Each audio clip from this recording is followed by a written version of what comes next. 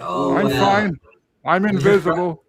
Give us back the rock. Whatever happened to the rock? Yeah, we had the rock. Yeah, we had at least we had the standing stone I before. don't know. I'm like, I don't even know if I'm paired. Everything is going wrong. It doesn't like me tonight. It's asking for an account. It wants your bank information. Give me your money. Yeah. Oh, don't. I'm locked. So I have an email address. So I got a new phone, and then a while back a new number, and then it was all linked to my old phone number, and then my email address I use for absolutely everything. Can't get into it. Cannot get into it. Oh, the choice. Yeah, I've tried everything. I sent a request to the email provider, and I gave them all my bank details and everything that I use, and like, no, there's not enough information here for us to give you. I was like, literally, I don't know what else to bloody give you. So I feel your pain. Oh, and Owen's decided, no, I'm just not having any of this. He's off. Headhunting. We were supposed to talk about headhunting. Is this actually no? I'll copy and paste. I'm just checking. Headhunting culture. Live. That's what we are supposed to be talking about tonight. Well, we said last week we'd talk about headhunting culture, didn't we? Yeah. I'm just checking everyone's lives. 1 second. Oh, I'm just sorting on my live. No, I've got the go ahead off this time. Hey, Kat. How are the boys? Big rugby match on now. Yes, there is. Oh, here's Owen back. I am. I can hear you. Oh, you can hear a rock. My face won't appear. That's fine. That's fine. Right, hang on. Let's check everyone's.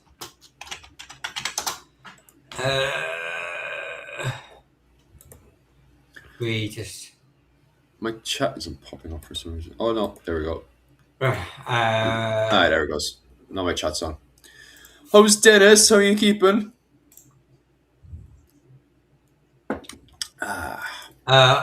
Owen, it's saying you're not live. We're trying to fix Owen. I know, and then every time again it asks for some sort of account. Oh right, so it's your live as well. It's not linked up. Okay.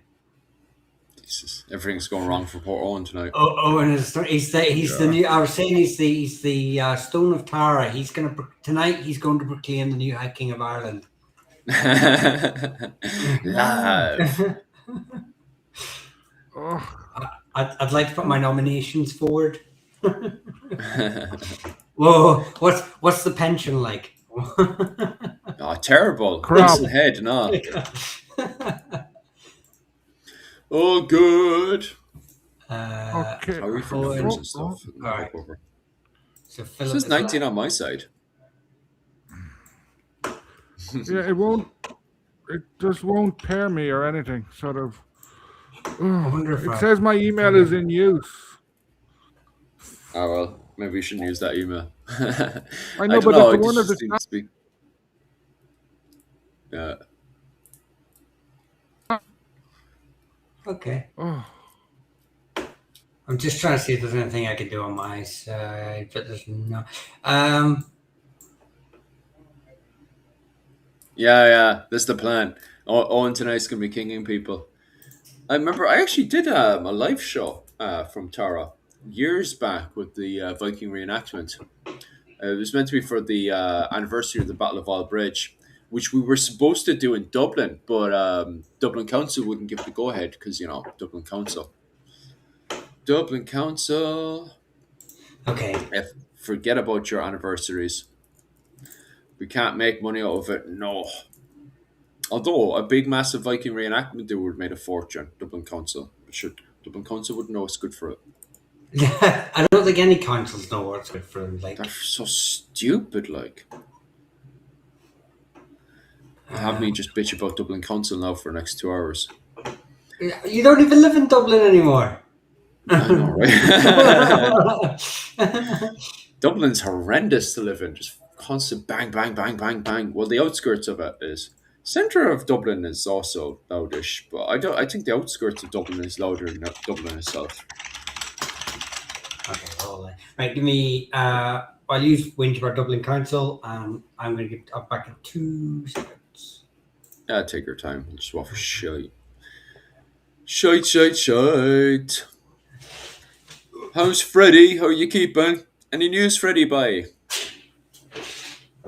Why is Freddy's comment not popping up on the chat thing here is beyond me. I think some of these chats aren't popping up tonight. Everything. How you keeping? How's everything doing? Well, Owen's gone anyway. Owen's gone. Miha's gone. Everybody's gone. Just left with my company tonight, lads. Owen last week was what was it? Wanted to talk about headhunting. Headhunting culture. The mythology. Quickly looking through all these notes and stuff here. Because I only know about headhunting culture from the old Fin cycle. Do I have the Fin cycle on me? I do actually. Give us a second. What? The cycle of. No, it's the other one, isn't it? It's the one by Kevin. It's actually right next to me. This is the book to get. The Early Fin Cycle by Kevin Murray. That's the book to get for the old decapitation, if you're into that type of stuff. Where the boys used to go around cutting off people's heads, and then they used to have what was it? Used to go eating with it. Owens. How's Michal? I'm good, mate. I'm just. Are you live on TikTok as well, or did you not put on the live for TikTok tonight? I did. Right. When we fly her over and see how your TikTok is doing. Oh, Live. Right. Are we all go? All systems go. Owen, you're muted. No, there we go. Oh yeah, we got people flying. Got 202 tonight. I like grass. Well, somebody likes grass over in your channel anyway. You like grass? Not me anyway. Not me in particular. Somebody over on your channel likes grass. That's what they're doing over in TikTok, eating grass. Touching grass. Hang on, let me just.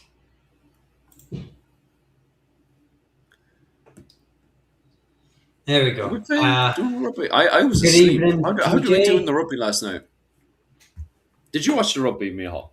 I haven't watched the Six Nations at all. I feel actually really dirty for not watching the Six Nations. Okay. Can you hear me now? Yeah, we can hear you now, Owen. Yeah, Who's it's decided to hate on me today. It won't let me log in. I can't. It won't. I can't get it onto my channel. Though it gives my channel name. So I'm going to lose the 5 cents that I would make. Well, if any donations tonight, we'll split them with Owen. The main book actually for Clontarf right now is Sean Duffy. Sean Duffy was the last one who did like a proper major book on the Battle of Clontarf for the anniversary that came out for what was it called in 2014, was it? It's either 2014 or 2004. He came out with a belter of a book. No, it was 2014. He came out with a brilliant book, I'm sure. It's called Brian Brew and the Battle of Clontarf by Sean Duffy. That's kind of the major book right now, actually. I have that book. I should sit down and read it again. I haven't read it since it came out back in 2014, which was handy because we had tons and tons of events that came out for 2014 where actually for a change, Dublin Council did give us the money, but they have to give us the money for the biggest event of the year. Well, not just the year, biggest anniversary in Irish history.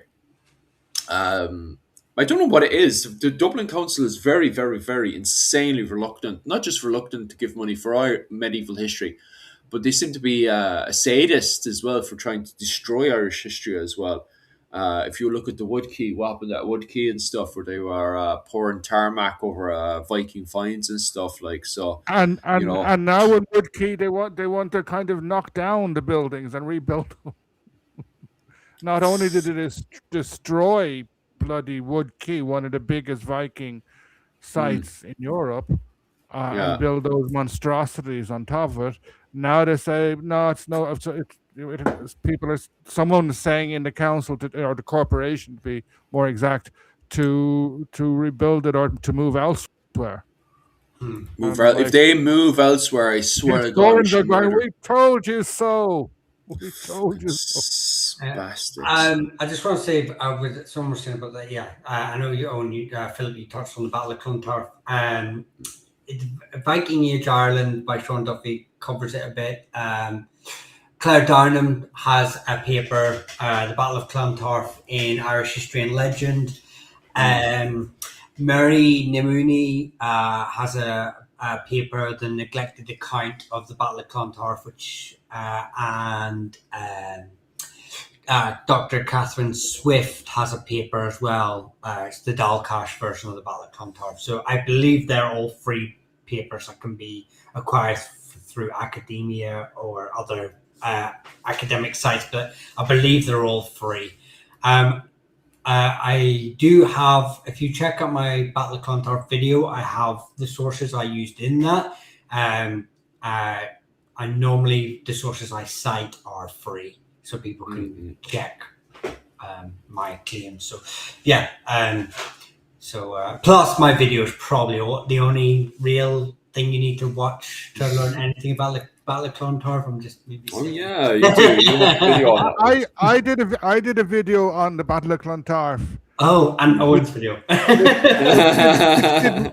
which did really badly for some Oh, strange reason. I walked around the north, like around Clontarf where it's supposed to have mm, been fought, filming.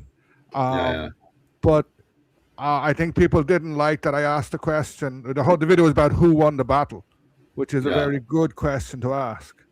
Mm, And those sort of things sometimes don't do well. They don't. People want answer. They want to hear what they want to hear. They don't want yeah. people messing up history on them. Daniel's asking, what made you get into this stuff over TikTok? I'll start because it's my. But what made me get into it is the fact that I always loved history, but it was more Roman, Mesoamerican, Mesopotamia history. And it's only when I got older I realized how ignorant I was. Well, when I say older, I mean like late teenage years. I was educated in England. Mm, I spent my secondary school years in England at a private boarding school, and I realised how little I'd been taught of my own history. mm, mm. So I kind of went full force into it, and because I study surnames, I went straight into my surname and realised that my surname, we don't have an illustrious history. We're not linked to ancient kings. So I decided to research everyone else's because, well, if I've got no history, someone's bound to have interesting history, and just went from there. Really, Daniel. So, what about yourself, Mm. Philip? Me, I was always mad into it because sure, didn't I live next to all the castles and stuff as a child? So when I was a wee little baba, I used to get very, very excited going off to see the castles and stuff. And so I started falling magically in love from it from there. And then obviously with the internet and people telling me my history is shite, I took it on a mission to kind of tell people actually medieval Irish history is actually really wonderful. It's absolutely amazing, actually. Um, so I kind of went from there, to be honest with you. And then I got into tourism. Somebody asked there as well, would I recommend guiding? Depends who you're working with, to be honest with you, because guiding is a roller coaster, and if you don't have the right team with you, or you don't have the right foundation, as in if you're going out independently by yourself, having the right background, like I would definitely advise if you're going to go into guiding, do it with a group first, do it with a company, a group, but do it with the right group and the right company, because I just like it's so funny because I did it with Trevor McCarthy when I first started, and it was absolutely magnificent because of the fact he was so good. Because I did it with a company, and by God, was the company all over the place, you know. So it really shows that if you're going to do guide, and guiding is simple. Guiding is so simple. You bring a bunch of tourists over, you walk them around the place, and you bring them to A, B, and C, and you follow the inventory as in what the plan is for that day. You follow it to the T, and it really goes off to how organized everybody is. But you can do it by yourself. Like, there's nothing that stops you from doing it by yourself, except for the amount of health and safety that's behind it.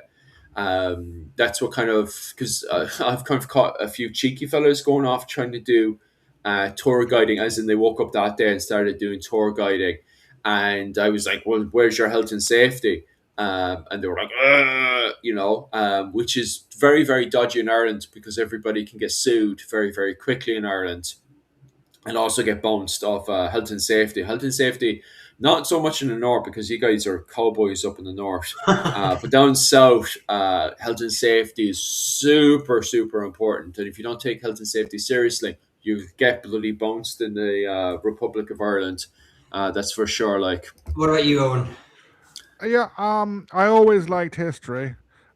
mm, And as a kid, I lived in the southern suburbs of Dublin. I'd cycle into mm, the National Museum and hang around the National Museum.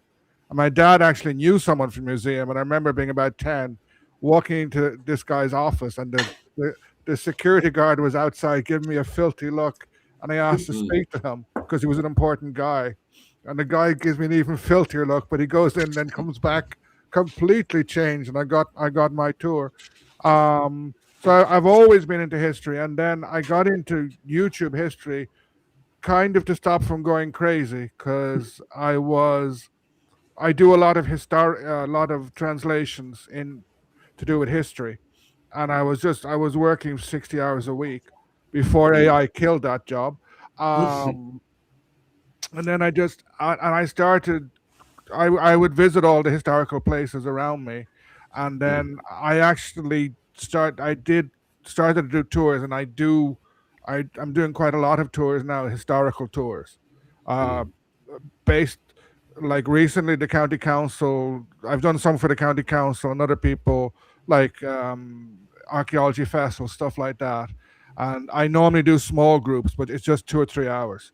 It's not mm, the whole day.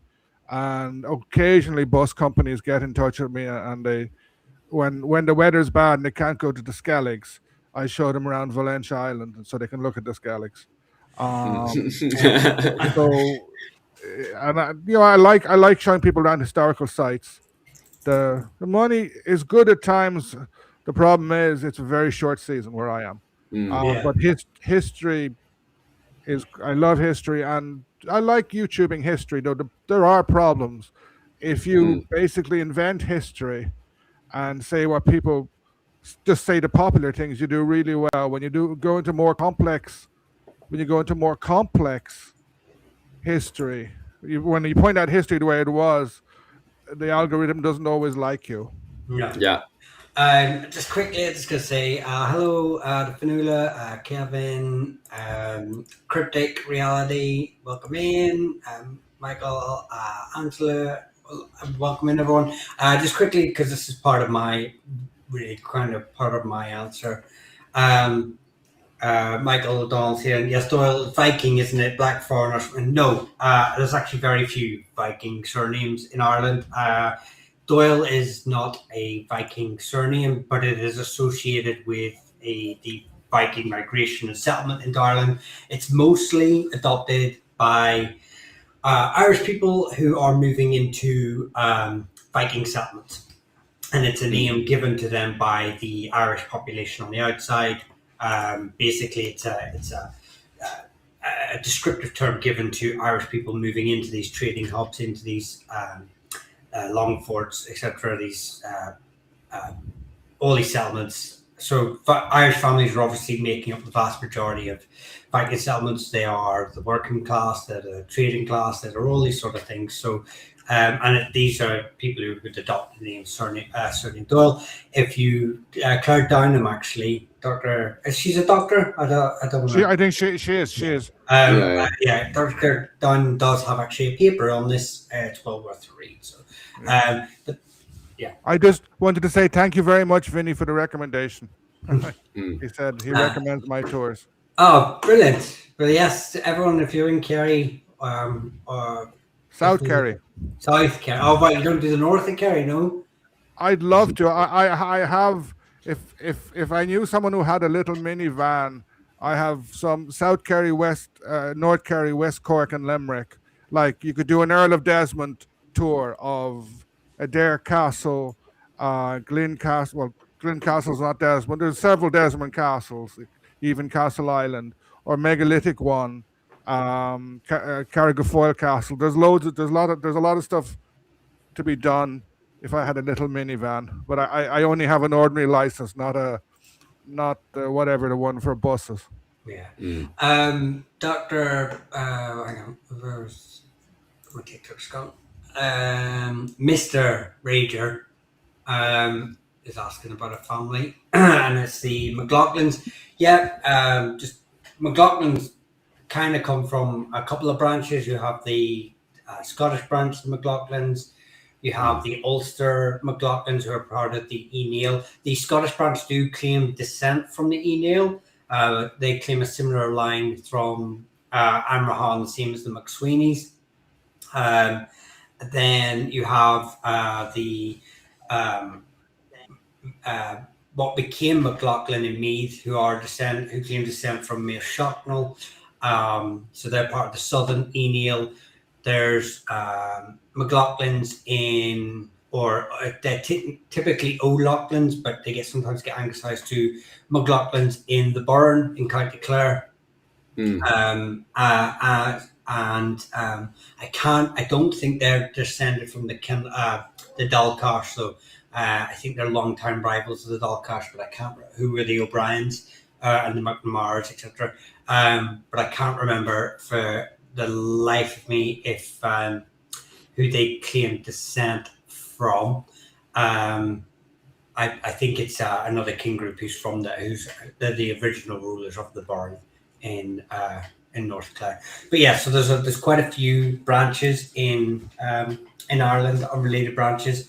It was quite a common name. It sometimes gets mistaken for a Viking name because the Lachlan, it means like land of the lakes, which I know historians have just debated whether it sort of refers to Scotland, to Norway, even to Ulster, because there's or Ireland, parts of Ireland, because there's a lot of lands of lakes. So sometimes you get people leaning into a Viking Norse origin for the surname, but I never claim that there's no Norse paternally descended lines, but for the vast majority they will be of Irish, and the next main group would be Scottish. Fair enough. Owen, you wanted to talk about headhunting tonight. Do you have any information for me, or Basically, someone mentioned it yesterday, and it's something that annoys me because headhunting is one of these things that people who headhunt are somehow primitive. Because the yeah, Romans accused the Gauls and others of being headhunters. The Romans went around killing lots of people, crucifying lots of people, torturing them. They were not the most peaceful of people, but the yeah, Gauls were barbarians. So there is evidence in Gaul. There is one big place that they found with a lot of skulls, etc. There's yeah, nothing like that in Ireland. People did kill other people. yeah. People did fight about it, but they're not headhunters. Like the idea of headhunters, it kind of invented by Victorian anthropologists who are leaving England or France and going off to Africa or some islands in the Philippines, and it's these other people. So headhunter is one of these terms that I find really, really irritating. The Yeah. in If we look at where there are sources in Irish history, you could say the English were Oh headhunters yeah. because they had great fun chopping up people. Like the main punishment was hang drawing and quartering, and then they post off at the head and bits of the butt. Like if you were say the Earl of Desmond and rebelled and got executed, your head Mm, might be sent to London, an arm might go to Dublin, something else to Galway, something else to Bristol. mm, And if you look at the Desmond Rebellion itself, the one that ended in 1583, there's mm, records that I'm not sure if it was Perrault or someone else campaigning in Munster, mm, and loads of the Gaelic lords were wanting to come in to surrender. And he basically has his men chop off the heads of loads of Gaelic Irish, mm, put the heads, makes like the Gaelic people would have to walk through a row of heads to get to his tent to mm, discuss terms to surrender. Uh, so, but that is never called headhunting. mm, Well, I know that along the sort of Anglo-Irish frontier, the Dublin uh, administration sort of they frequently had what was head money, Yeah, financial bounties for the severed heads of like specific, but that specific criminals, outlaws, and sort of threatening Gaelic leaders. yeah, And they're targeted. They're specifically targeted headhunts. yeah. And But it's that, like, they did it. They asked for people's heads. mm, But that's never called head hunting. It's the Gaelic Irish who are the so-called head hunting. Yes, you can find evidence for a lot of violence, especially the stories of Cuchulainn. The Cuchulainn mm. stories are very violent. Yeah. Um, but is that proof of head hunting? Did these people, uh, whatever, cut off the head of an enemy, boil it to get the skull, and somehow worship or use that skull in some sort of ritual? I don't think so. There's no evidence of that. It Um, seems to be done. If there was a we'll call it a Latin culture influence around 4th century BC up to around the first AD, it does seem to be. If there was, by the way, it does seem that it would have been starting to die off by the time we get into the Fin cycle. Because you're bang on right. Actually, there seems to be less and less of it if there was happening by the time we get into the ninth. What was it? The seventh, eighth and ninth century, because I actually have the early Fin cycle here, translated by Kevin Murray, and it does have, like, when people talk about headhunting culture, they're talking about the Fin talking to those talking heads and stuff that pops up in Kevin Murray's book, and that's an indication to headhunting culture. But you're bang on right. There's a massive lack of archaeological evidence. We do have decapitated heads found in Ireland, but there's, as you said there, compared to Gaul and France, there is a massive lacking of it. Unless my wife is going to say something about headhunting now. What's that, no, Yuki? Uh, Go on, but on. for example, like a lot of what people think is headhunting comes from 19th century ideas, which are often wrong. Mm, It's the same with human sacrifice. If you yeah. go to the bog bodies exhibition in the National Museum, it's this idea that these people were ritually sacrificed.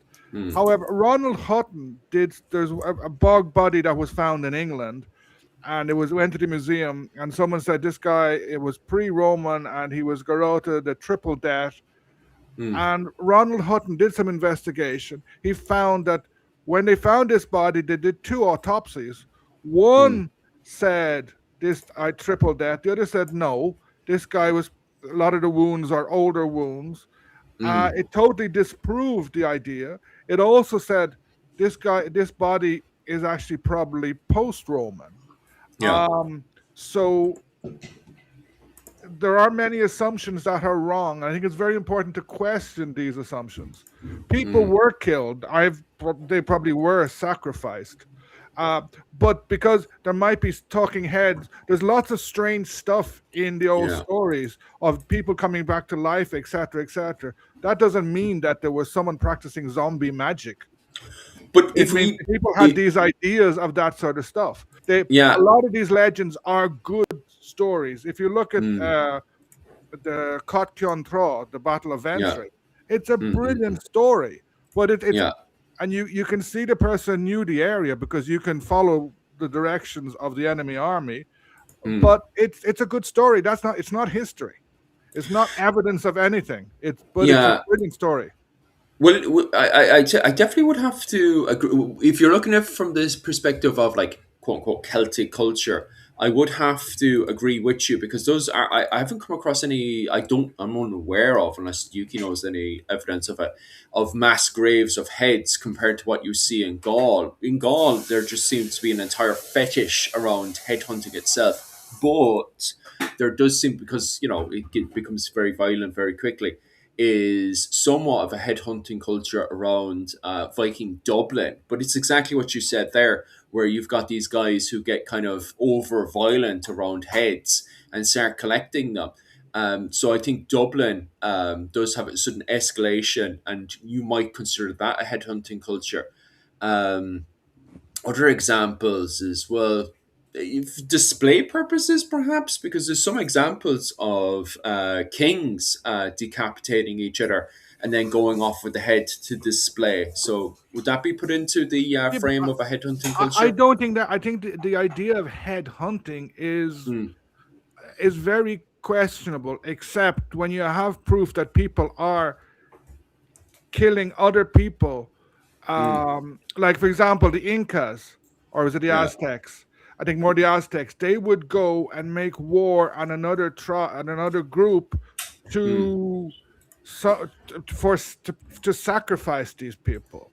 And yeah. I think I'm not an anthropologist, but I think in New Guinea and maybe some other Pacific islands there are cases of groups that go attack other people to do with the removal of the heads. Yeah. Whereas in medieval Ireland, medieval Europe, Mm, and Iron Age Ireland, Iron Age Europe, they were very, very violent societies.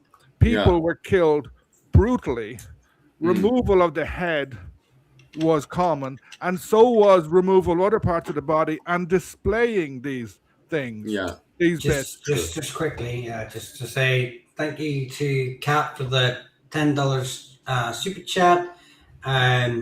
It's greatly appreciated. And again, I'm Canadian for another $5 US. Thank you It's so just much, Darko. Yeah, thank you very much, Kat. Really do appreciate all the support, everyone. You don't have to give, but Mm, thank you very much all the same. So thank you very much. Really do appreciate it. So yeah, I think that kind of just we were kind of getting into that. This might go into Molly's question here. mm. Was it more to show proof you killed the guy you were supposed to kill? Yeah, yeah. Yeah, for Dublin, 100%, because of the fact that in Dublin, it was a case of that the most important thing in Dublin was the protection racket. And as it is, the Viking Age, it was the age of piracy. So if you messed around with Vikings' protection racket, they will hunt you down. And then to show proof that they found you, did whatever they wanted, afterwards they would obviously decapitate you, bring the head back, and then you were given money. I think, Owen, the same thing happens in the late medieval period as well, where if you mess around with whatever protection racket Dublin is running at The, the the, time, the you'll same quickly find out about it. the same thing happens throughout Europe until the Mm, French Revolution. yeah. Like, if there was a French academic, Foucault, and he Mm, wrote a book, something on punish. Basically, he shows that the state set out to utterly destroy those who transgressed against it. So in mm, England, uh, the punishment was be sort of dragged along. Then they would cut you open, and they would take out your insides. And I'm going to get everyone demonetized now. it's grand. They take out your insides and burn them in front of you. Mm, They would castrate you, and then eventually they would cut off your arms and legs, and mm, finally your head, and then they would they would place those. Other people were hanged in chains and let rot while mm, still alive, or they would in a bit before that they had this thing where the poor unfortunate is put on a wheel, and some guy gets a big sledgehammer and starts hitting him, mm, which is brutal. It's a show that those in power are not to be messed with. You annoy Queen Elizabeth, you're going to get punished. mm, It's not head hunting, but it's far more brutal.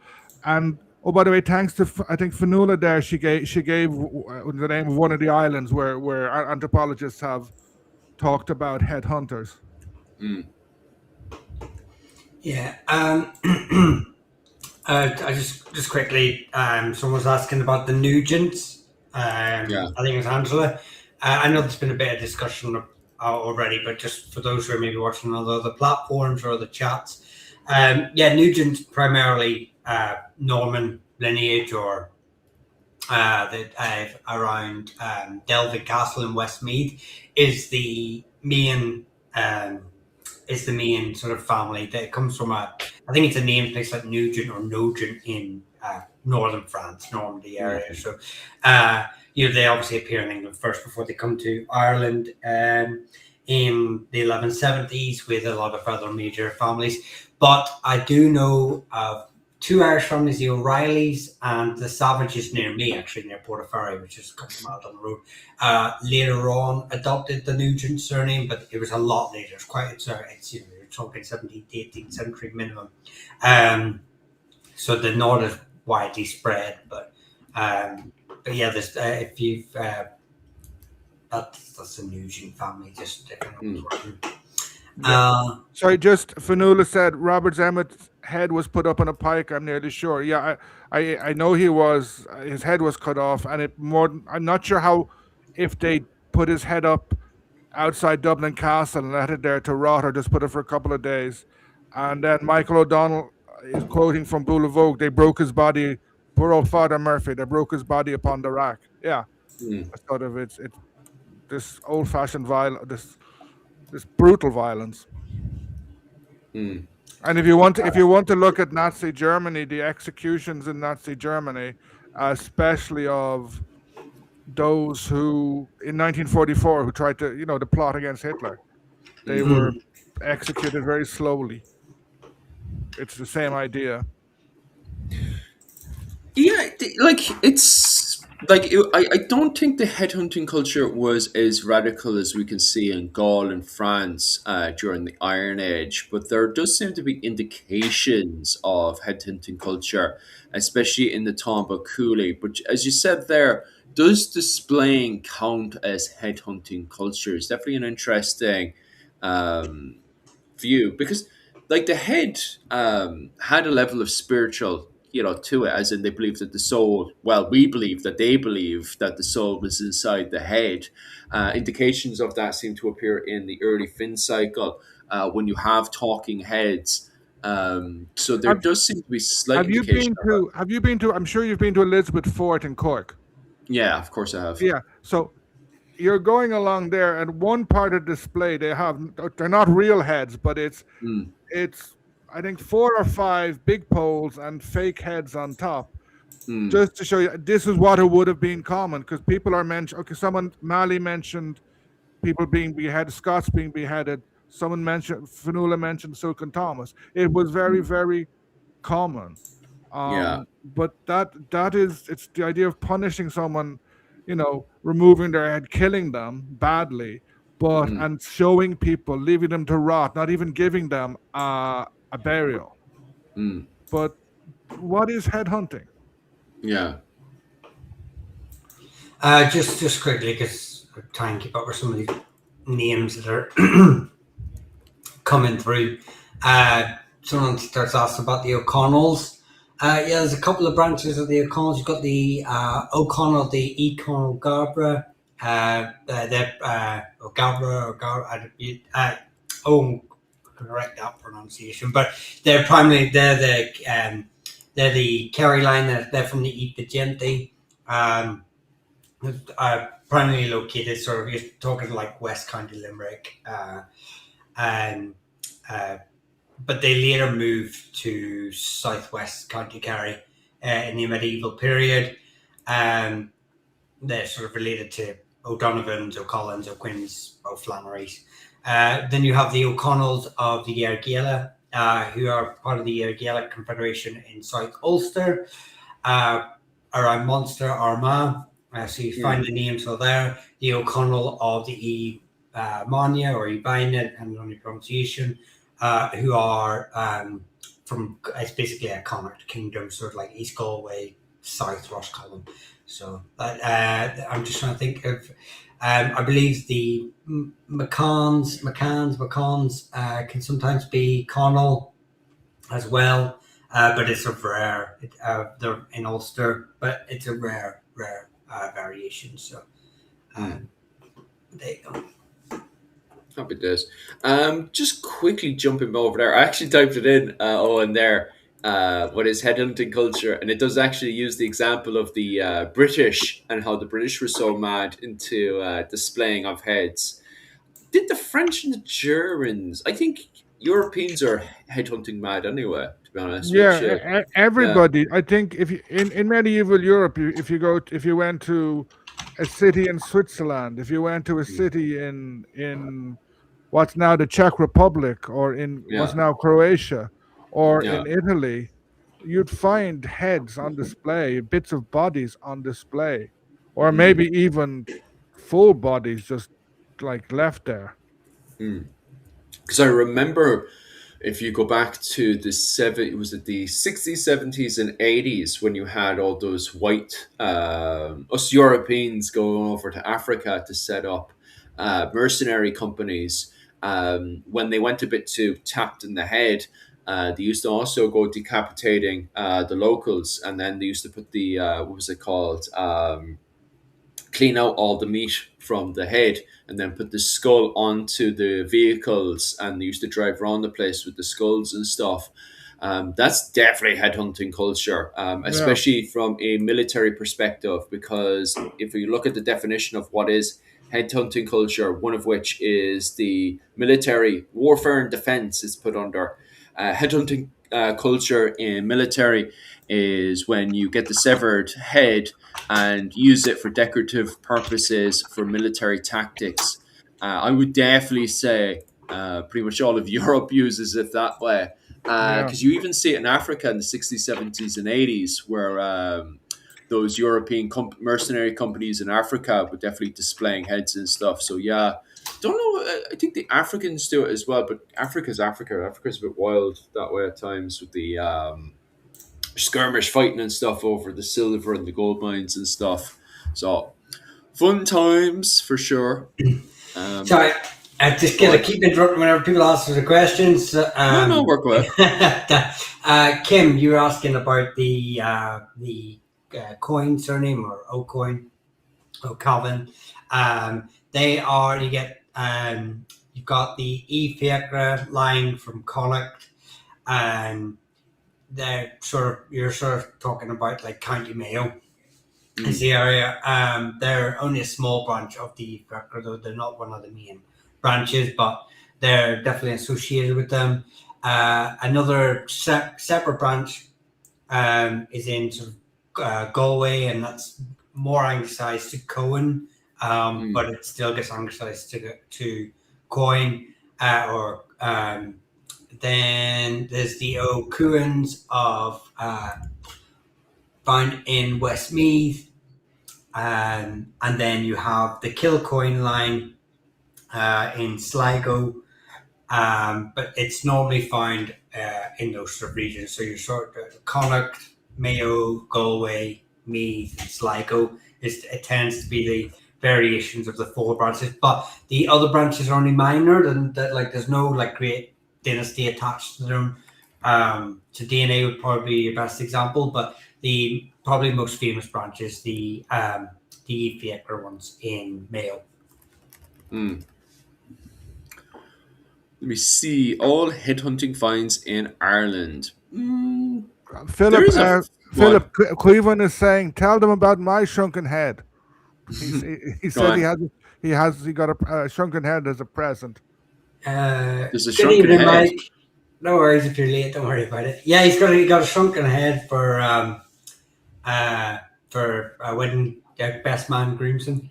I got my groomsman. I got my basket hilt swords from the same ones used by the Jacobites at the Battle of Culloden. And then I was best man. My brother was my best man, and then I was best man. I'd been best man at his a few years before. He got me a lighter, so I feel like I was robbed. Yeah, He got a sword. I got a lighter. Mm. I think Papua New Guinea definitely goes into the bracket of headhunting culture for sure. We're having a conversation and debate right now for anyone who's just jumped on. Is Ireland a headhunting culture? Which I wasn't expecting anyway. Oh, and you kind of ambushed me there with that one. What was it called? Because I'm there scrambling to find counter evidence for what you're yapping on about, or at least anything. Because there is. Do you know what? It is interesting actually, because most of the bog bodies that are supposedly, as you said, they're questioning even if they're ceremonial sacrificed or not. They still have, they all have their head, you know. So if headhunting was such a major thing in yeah, Ireland, would those, you know, bog bodies be decapitated? And they're not decapitated, so maybe you're actually right there, you know. yeah, Um, just going through all the evidence here quickly, scrambling as quick as I can.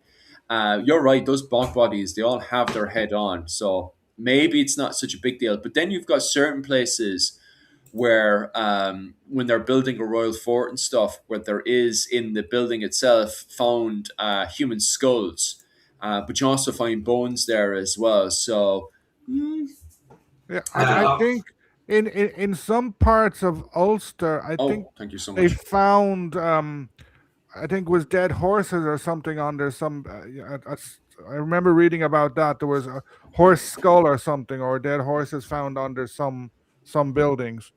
Mm, I can't remember exactly where. Dennis is asking an interesting question or making an interesting point.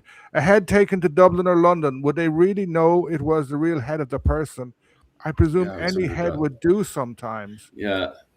well, I've actually, I've got a thing just quickly because Oh when the man. Irish raided, Mm, one of them, they used to have a like a long fringe or yeah, long hair. the So glib, the yeah, glib. again, I think you to and that would help obviously mask their identity.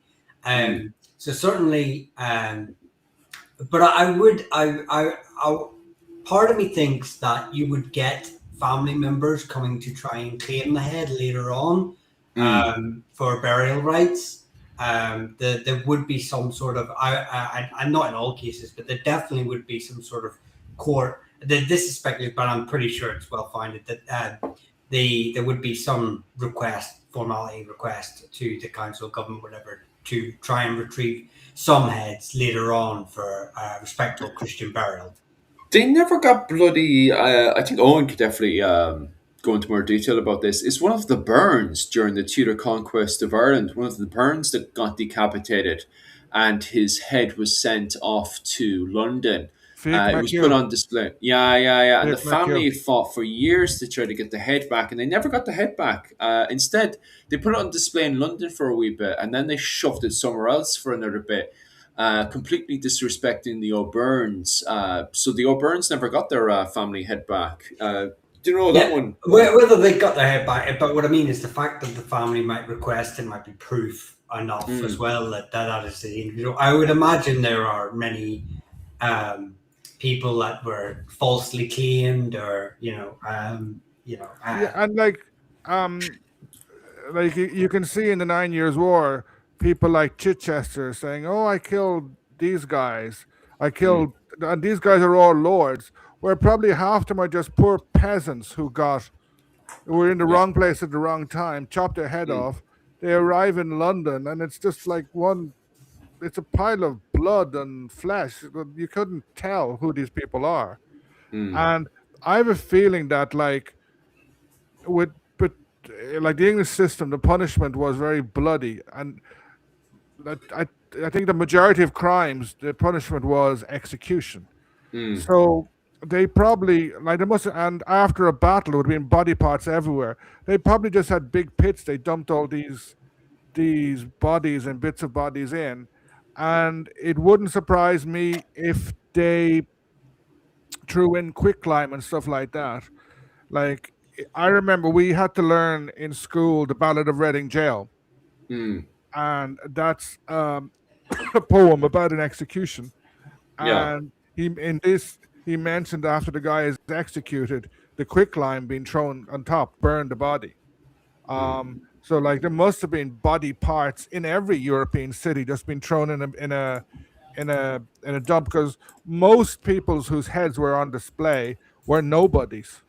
They were Yeah. sort of rebels, common criminals, and they would not have got a Christian burial, because being a rebel meant you were you were attacking God's chosen, sort of. Mm. So therefore, you were a heretic in a way. And then Yeah. when it comes to religious wars, it's even worse. Yeah. Yeah. Yeah, because like I remember reading about that, all right, because the O'Byrnes, the reason why they wanted the head back so much was to give the Christian burial. Which But is like it really go on. Fiach McHugh, when the English soldiers caught him, they cut Mm, him into pieces. Like yeah, I don't think there would have been a body. yeah. And and if you read the report, they're chortling over what happened to the poor guy.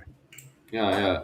It's so strange for having that escalated horrific. Like it really goes to show what how Tudor propaganda was working.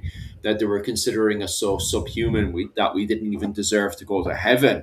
You know, Yeah, it really goes to show how horrendous they were towards us.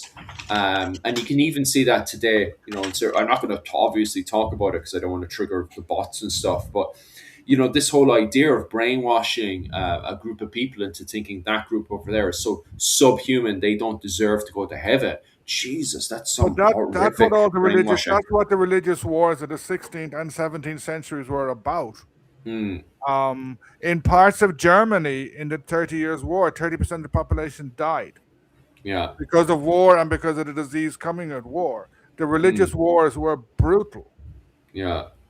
Oh, they are like the fact that you don't give any form of respect to the deceased afterwards really Yeah, goes to show how deep in the brainwashing tube you are, unless you're just a horrific fella, because if you're chasing after a war, there is a case of like, what's your sanity rate at, yeah. to start But with. but Go if on. you look at talking of Christian burials, I know there's some controversy over how he was found. But Richard III, when they found Mm. his body, Oh, he yeah. was just dumped somewhere.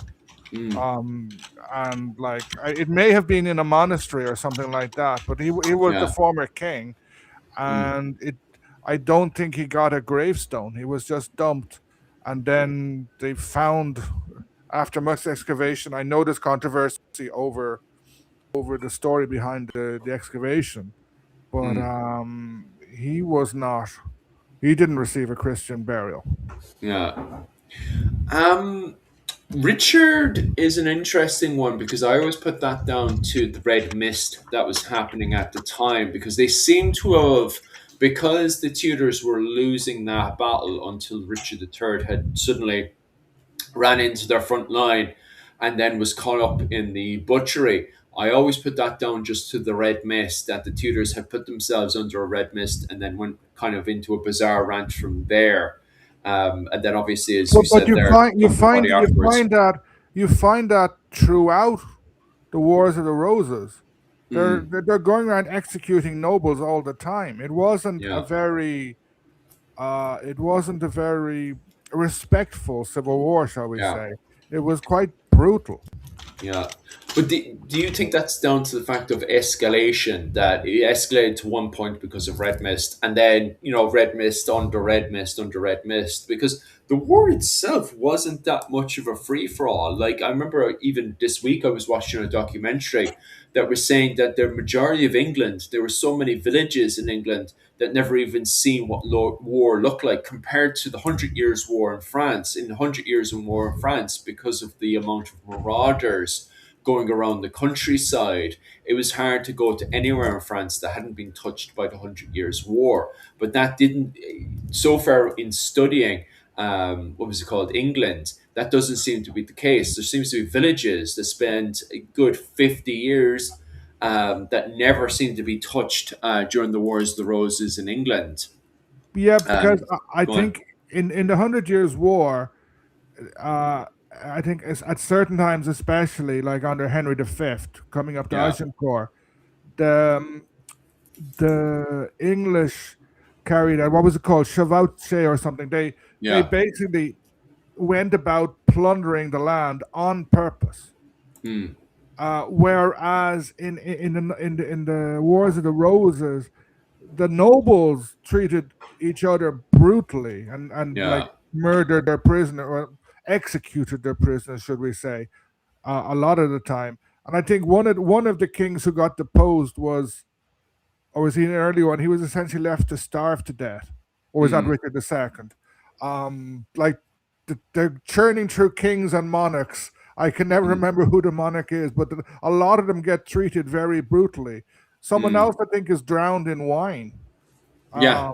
Uh, sort of, That was his own, wasn't it his brother or his uncle or something he yeah. killed in wine? Yeah, And then like if it you was. jump back to the earlier times, I think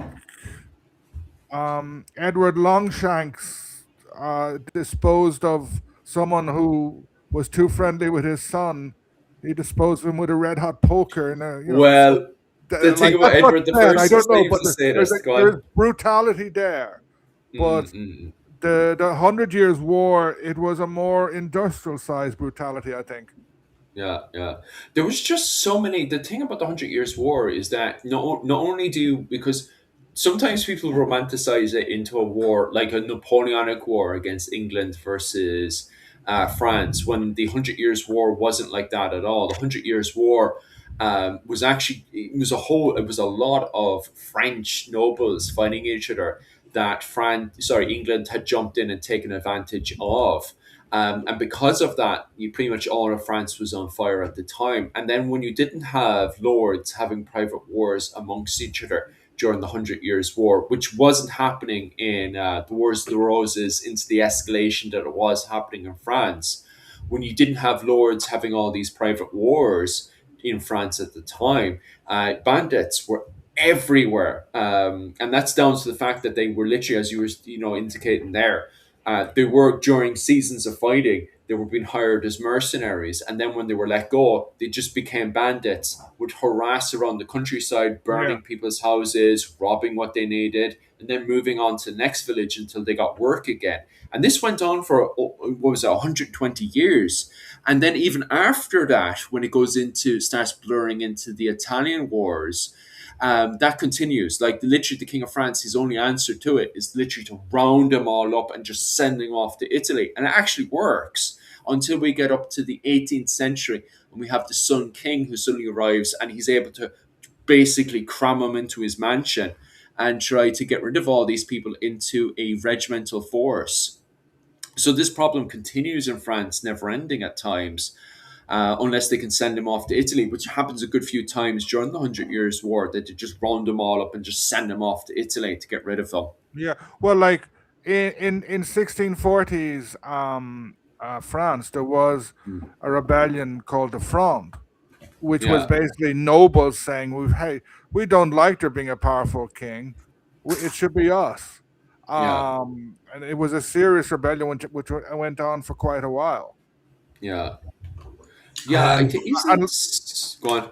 no, I'm it's saying just because in the 100 Years' War, Burgundy was on the English side for most of it, Yeah, until the Burgundians ran afoul of the Swiss. yeah, It gets very complex. yeah, yeah. I how you didn't know the doing, Sun King Don? was so early. Go on there, Michal. No, I just seen your mess thing there about Sweeney's. Are they Yeah, want yeah. that covered or just I don't know. I don't know. Are they wanting me to answer that or I got that one over on Instagram, so I just sent that over to the private message on what was it called? Here. And that's literally what I have written there. Was what you can see is what I have written there, and no? nothing It's more, fine. nothing I just less. all right. So that obviously Sweeney clan here. Hello. Curious on your thoughts on the Battle of Moira and the Curse of Saint Ronan. I mean, well, uh, it's not historical. You know, it's not fact. It's not Mhm. it's a myth. It's a literary tale. It's not the Curse of Saint Ronan's. Oh, you're Linked sent. to the Battle of Moira Thank you so in much. the middle of the 7th century. Mm. Is Sweeney McColman? Is it? He supports Congal Keith, who's of the Dal Naraja and the Dalriada Confederation against the Neil. Mm. And apparently, I think he insults Saint Ronan, and Ronan curses him during the battle, and he goes mad, and he flees the battlefield, and he wanders around Ireland, living in trees like a bird. Mm. Um, they're not. He's not actually really historic. Well, I mean, the story is obviously fictional anyway, but he's not actually linked to the McSweeney clan anyway. He just shares the same name as them. The McSweeneys in their traditions anyway claim descent from Amrahan, who is an Neil um, prince who goes to Scotland, who uses the kingship and Oh yeah, I talked about the Battle of Moira months back on a short. Isn't that one of the biggest battles? Allegedly, allegedly. I wouldn't mind listening to Owen's interpretation of the Battle of Moira. I think Well, might be it's interesting. Go on. used. It's used a lot in by amateur historian and his sort of followers, Ian Adamson, as a claim to. It's a British coalition to defend against the advancing gales of the Neil, Mm, and it's obviously no such thing. mm, But it's a poignant point in the Dal Naraja's rule of the Ullage, and their sort of point in history there sort of claims to Ulster. But yeah, it's meant to be one of the bloodiest battles fought in Ireland in kind of history. escalates out of hand because the Ulid. Are you on the Nail side, Mihal? Are you on the Nail side or the Ulid side? Well, see, the thing is, because I'm a Dal Fiatich supporter, I'm Mm, naturally against the Dal Naraja, who are the Dal Fiatich and the Dal Naraja are in a long war with each other about who mm. are the true Ullage. Uh, Ah, right, so the Dal Naraja claim the title of true Ulsterman, or the true Ullage. mm. Man of Uh, Ulster. of Ulster, yeah. So I'm naturally aligned against anyone that sort of pushes back the Dal Naraja. So the Neil would be the people I support, but it is due to it is Neil aggression after all. Mm. It is their expansionism that's of course. Isn't it complicated because you had that fella who was disqualified? Like you're saying it's Ian aggression. I'd say it's complicated because the fact that you have your manor who's allegedly disqualified, who wants to be High King. Does he just want to be King of Tara? Is that what's going on there? Because at the time, a lot of them were pushing to be head of the Confederation of the Enail, and the Enail happened to dominate Tara at the time. Like this is what confuses me about the Battle of Moira is the fact that you have the Ulid that want to be recognized as some form of a high king.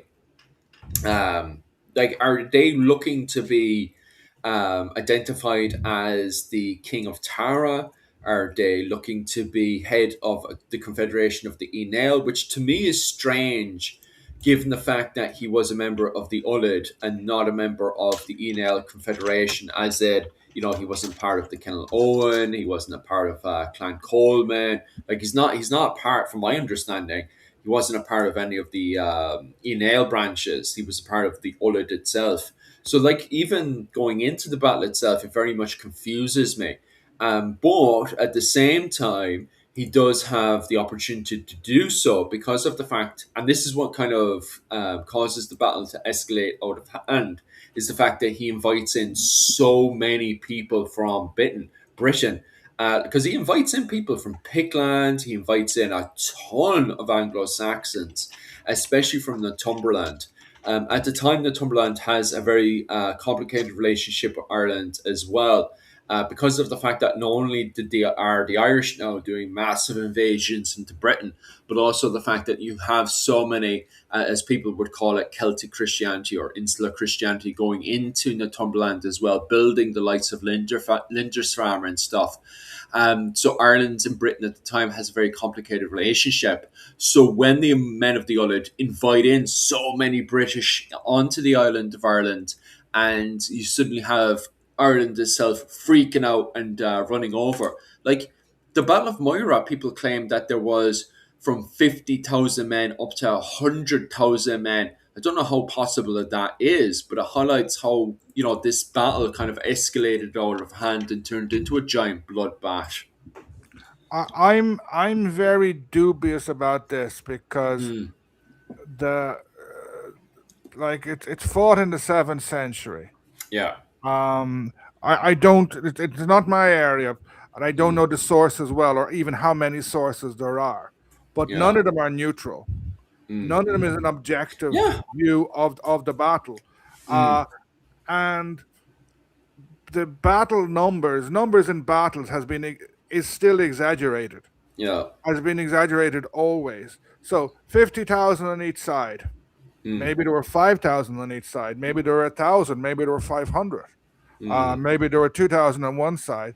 It's like quite often the sizes are they're pushed up dramatically in any battle.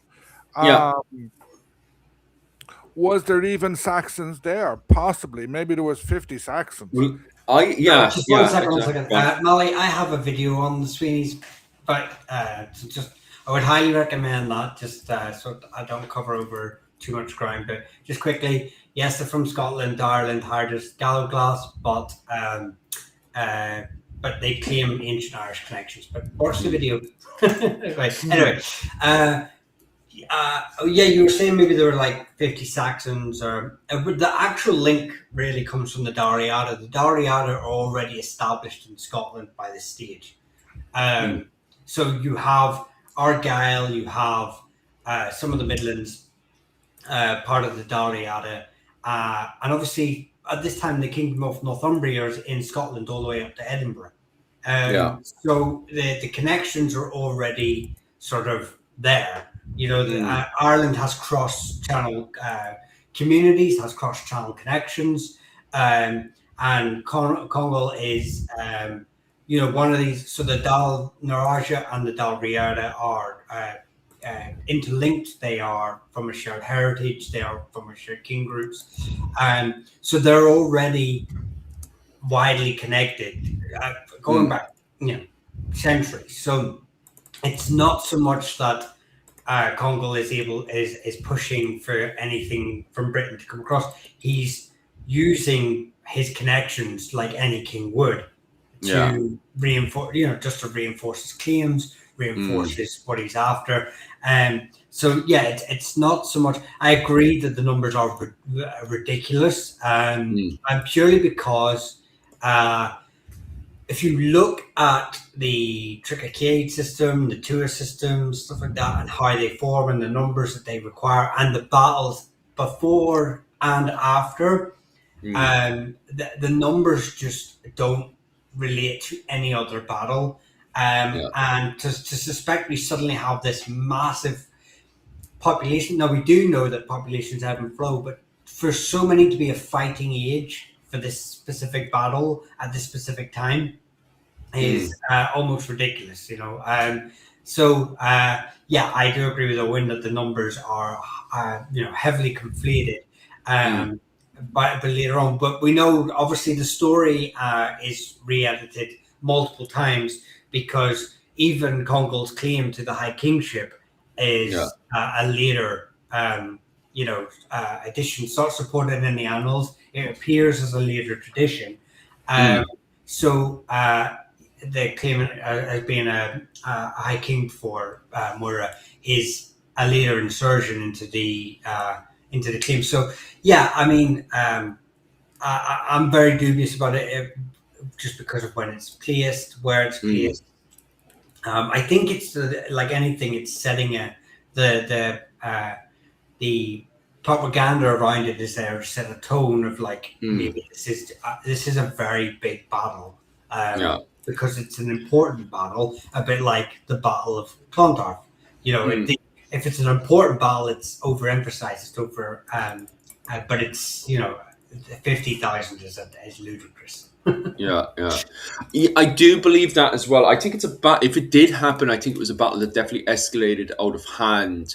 I do believe there most likely was a large Anglo-Saxon force that did come into Ireland at the time, because there's actually other Battle of Moira isn't the only one that actually happened. There's actually a good few large scale invasions from the ENL Confederation going into Britain at the time as well, especially up around the Dalria. My tongue tripping over there. Dalriad. Oh my god, I don't know what's happening to my tongue right now. But anyway, regardless, there is a large scale Dalriada, isn't it? Yeah, Dalriada. Because of the territories of the Dalriada at the time, the ENL Confederation are able to raise large military forces and then penetrate into the Pictish and the Northumberland areas at the time. So we are seeing those invasions happening and Northumberland being able to push the Irish back off the island again. So it doesn't surprise me that when you have the men of the Ullid trying to invite the likes of Northumberland over, the Pictish kings over to Ireland to invade, get some revenge back against the Irish, that they would, jump on top of that. And my speculation after reading the sources, because I actually did a short on this a while back, my speculation on it is it's a case of escalation, that suddenly when the British have invaded onto the island, the Irish get overexcited, and before you know it, they run out into the fields to go and fight the British invasion, Well, as we would say I from just our want to modern say interpretation. Go on. that there's actually no evidence, contemporary or written evidence, that the Saxons or the Picts even get involved in this battle. That's again, it's speculation just because of location of Yeah. who Congal was interacting with, who the Dalriada were interacting with, but there's in the battle monster rolls basically of who the kings who took part. There's no Pictish or Saxon kings named. So again, this is all just conjecture on our part and speculation because of we kind of know the politics of the time, and we have an understanding of it. So we don't know what's happening on the ground level. Yeah. And then I think another thing is, think about a warlord, a king, whether in Scotland, Northumbria, Essex.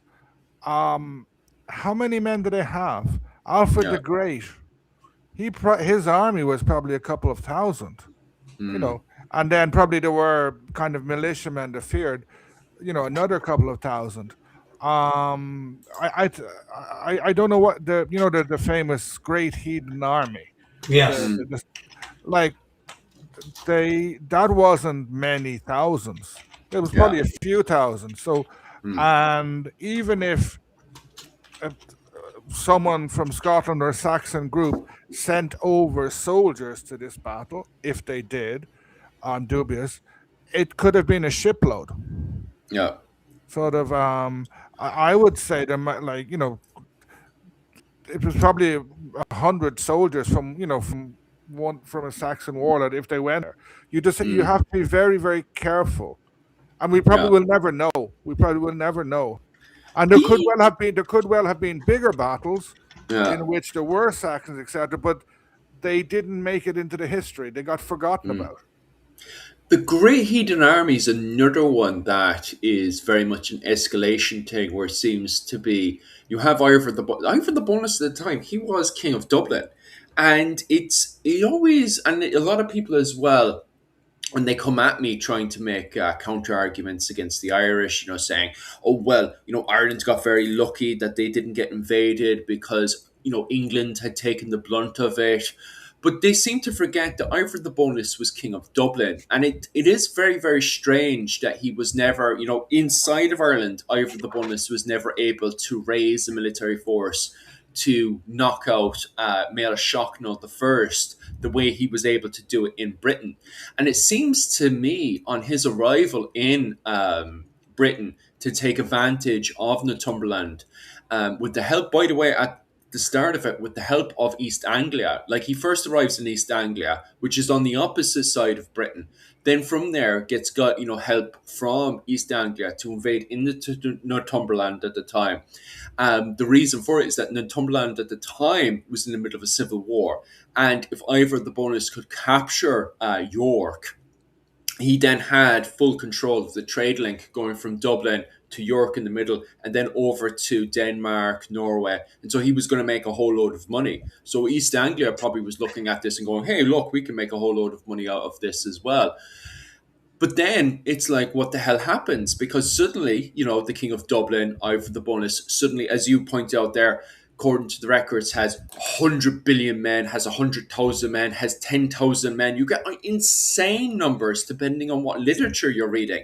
So it seems to me that, especially from Scandinavia, maybe word had come out that, if Ivor the Bonus captures York, there's a whole load of profit and money to be made. Plus, on top of that as well, with looting, there seems to be a lot of money to be made. So it seems to me, Ivor the Bonus gets very, very lucky in York. Suddenly, everybody who's involved in that campaign gets very, very rich, which they do. Because if you look then to the Irish annals, the moment Ivor the Bonus, he goes over and he sacks Scotland as well while he's at it, he returns back to Dublin and he's able to sell off the slaves and he becomes one of the richest men in Ireland and Britain at the time.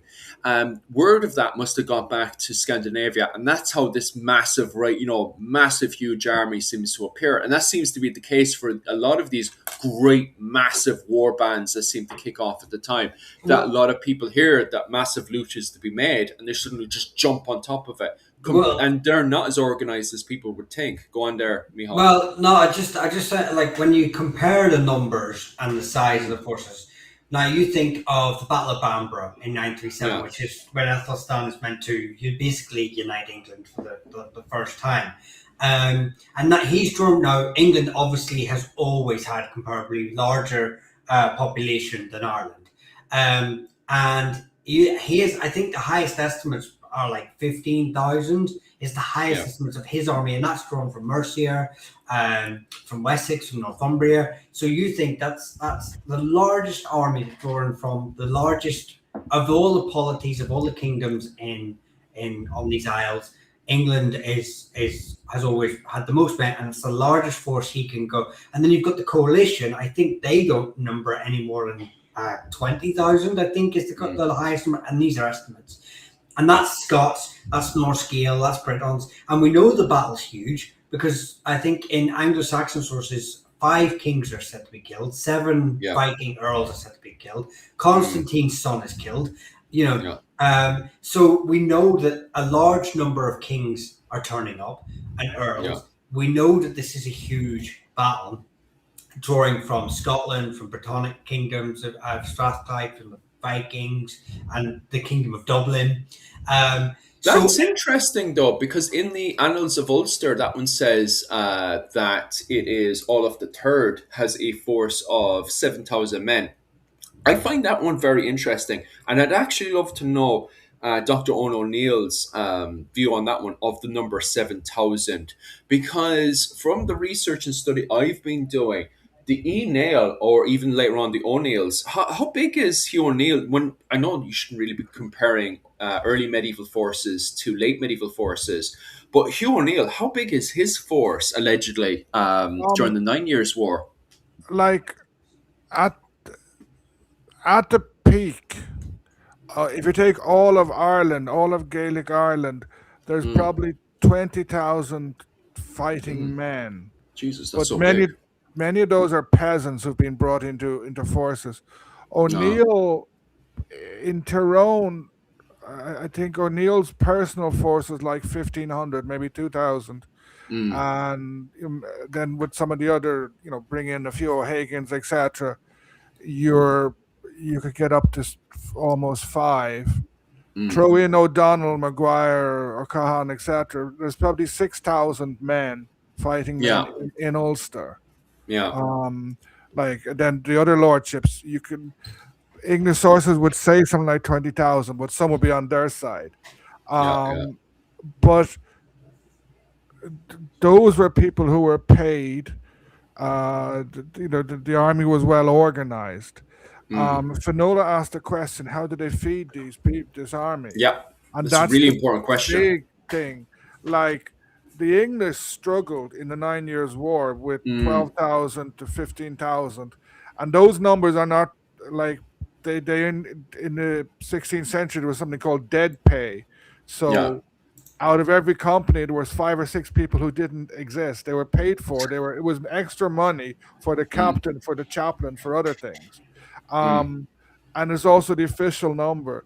The Spanish army in fighting the Dutch in Flanders, mm. and that was probably the best equipped and the best supplied army.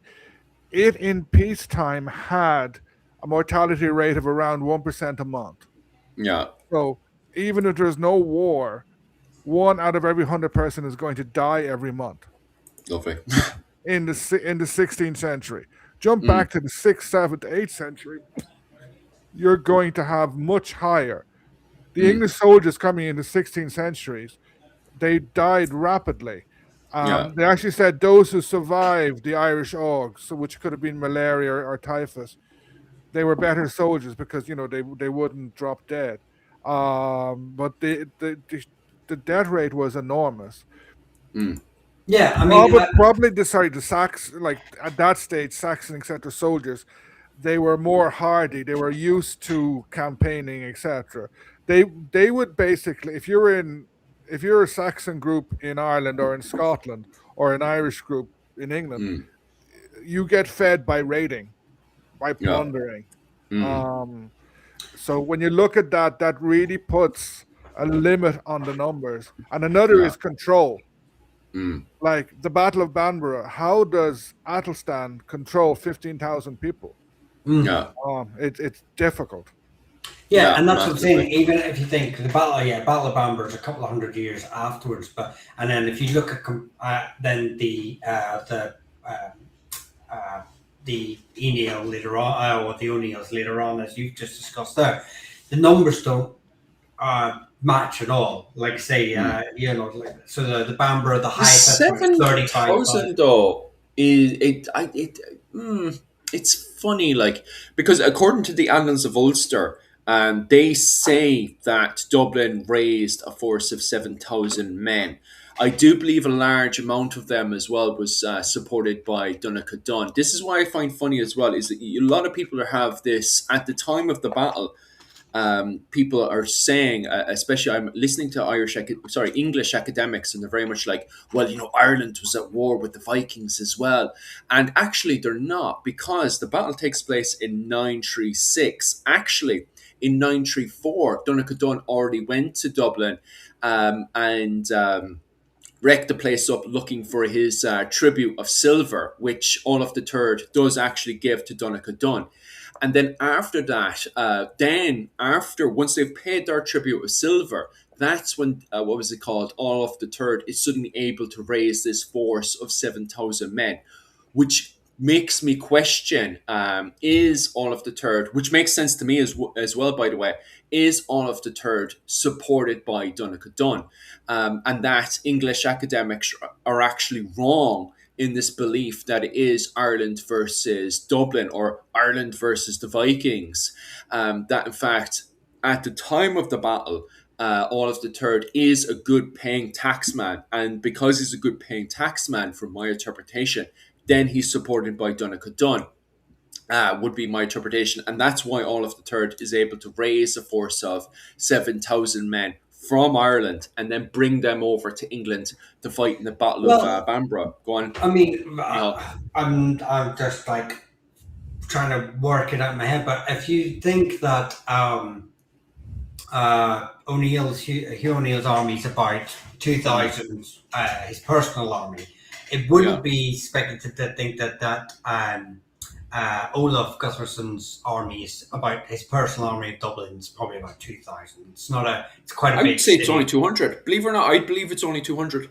His Really? personal army inside Dublin, I would say it's only But less then than you, 200. he's not only recruiting from Dublin, he's recruiting from the Ah, IRC North now you're settlement, bang on. Yeah, and then that's how you raise a bigger force. Yeah. he's also he not long ruled Northumberland, so he's Mm, exiled Vikings from Northumberland would no doubt be yeah. looking for. So he's pulling Isle of Man, Hebrides.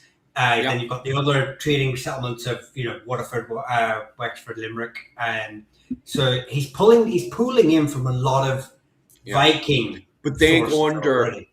they would go under mercenaries. The mercenary costs, yeah, 100% agree with you. And because Dublin makes so much money, because at the time, if you look at the Battle of Tara, for example, and they talk about the men of Dublin are dressed in silk, and to Rachel's complete panic, they're wearing, what was it called? They have the garments in on, then they're chucking on the silk allegedly, and then they're putting the riveted mail on top of that, which rubs against the silk. Now, obviously, people in the comment section would say how much damage that is or isn't doing.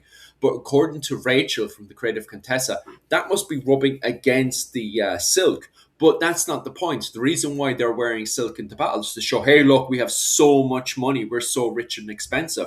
And the Battle of Tara happens in 980. This battle happens in 936. Which, there's not that much, massive, huge difference there. But it goes to show that, in my opinion, Dublin has a force of 200 men, and they're extremely well dressed, extremely well looked after. But as you're pointing out there as well, you have those excess costs of mercenaries. Yeah, 100% agree with you. The main force of Dublin is a force of military force, which I would say would jump up to 2,000 men, if not even higher. Because if you look at the Battle of Clontarf, as myself and Bertie were talking about, once word of mouth comes out, hey, look, Dublin is raising a large military force, that's definitely tapping into Norway. That's definitely tapping into Iceland. Those forces are going to jump onto a boat and as quick as they can. I think they have a year to get there. Be sailing up into Dublin, camping outside of the wall of Dublin, hanging around the Great Hall of Dublin, sleeping inside the Great Hall of Dublin if they can find space for it, and then marching with the rest of them over to England. Because even if they're not paid there and then, some of them are looking to get paid by loot, in my opinion, as well. So yeah, that's probably how they're jumping in as a mercenary. But what I'm thinking as well, because this is allegedly a force, according to the Annals of Ulster, of 7,000 men, I'm assuming as well is that Donegal Dunn is also giving in a lot of his force as well from the Enel territories, because nothing stops a war band of cattle raiders jumping in there as well and joining this great It actually war band going over one there, something actually does. one In there. that you don't want. There's two things. One is the problem of Mm, transport. The yeah, Norse themselves of the Isles, the Isle of Man, they have their boats, etc. mm, How many men fit in a Norse boat? Is it yeah, somewhere between 40 and 60, I think? Yeah, but that's a lot for 7,000. That's a lot of boats. yeah, Secondly, you're an Irish king. If mm, you have excess men, yes, send them off on a big raid. But raiding all the way, going all the way over to Northumbria is far away because a yeah, lot of those guys will not come back. Most of those guys mm, probably will not come back. Your soldiers, if they're well trained, etc., are a very important resource. As you mm, said, and I agree with the number of 200 for Dublin. yeah, I would say most lords would have in the low hundreds. So the mm, 7,000 is an obvious exaggeration, but um, logistics and transport are very, very important. yeah, And sort of the Norse are a bit different in that they are a sea power in a way, yeah, so they're moving around. Whereas mm, Gaelic Irish, yes, some of them did have boats. There were sea battles which they beat the North, but mm, their focus is the island of Ireland, yeah, uh, or except with the exception of some of the ones in northeast Ulster who then move into Scotland. mm, Um, they're not. Oh yeah, maybe raid and sometimes settle in Wales, etc. But they're not thinking of a big movement into England, probably because the Irish population is quite a bit smaller. Because mm, mm, England has you had the traditional Britons, then you had the influx of Saxons, whoever they were, Saxons, Jutes, Angles, and now you have Norse and Norse settlers. mm, So mm, the Irish are going to be outnumbered. Do they have? Are there excess soldiers who can be wasted in England? mm, And that maybe they sent off a few hundred, but it wouldn't yeah, be that many.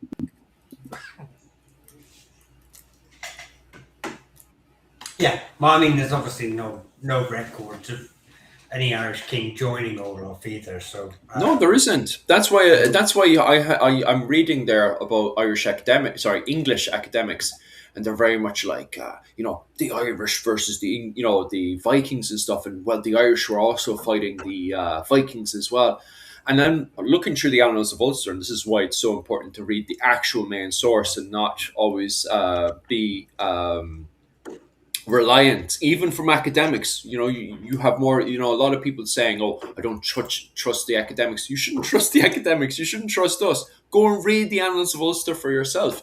But if you read in the, was it 934, it literally says Donegal went to Dublin to get his tribute. I can't remember the specific line for it, but basically it says that he went in there, sacked Dublin, and got his silver tribute. So it's not a case of him, Dublin versus the Irish at all, in my opinion, and unless you guys want to counter that, to the interpretation of the Reroic at the time, Donegal Dunn, who's head of the Enel Confederation and King of Tara.